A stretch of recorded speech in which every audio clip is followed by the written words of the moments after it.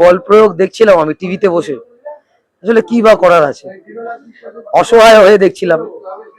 তাতে মনে হচ্ছিল যে যখন পড়তে বসতাম না ছোটবেলায়, মা বলতো লেখাপড়া করে যে গাড়ি ঘোড়া চড়েছে, আমার দেখে মনে হচ্ছিল যে লেখাপড়া করে যে পশ্চিমবাংলায় এখন পুলিশের লাঠি লাথি খাইছে, লেখাপড়া করে যে লাঠি লাথি খাইছে।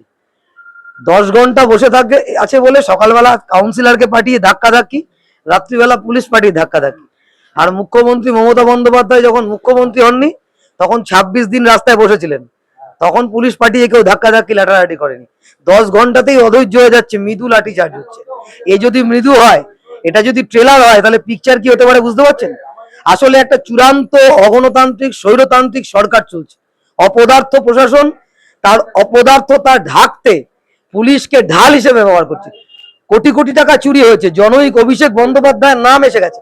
মুখ্যমন্ত্রী বলেছিলেন 31 তারিখের মধ্যে মিটিয়ে দেবেন, আসলে মিটিয়ে দিতে চাইছেন না, কথা না একেবারে মিটিয়ে দেবো। উনি এই মৃদু মানে এরপরে কঠিন প্রয়োগ করবেন, মিটিয়ে দিতে চাইছেন।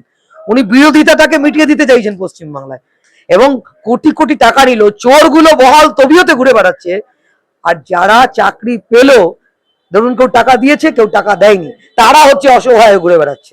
এটা তো চলতে পারে না। না, এটা অপদার্থ অযোগ্য সরকার, এই সরকারের একদিনও গভর্নমেন্ট চালানোর কোনো অধিকার নেই।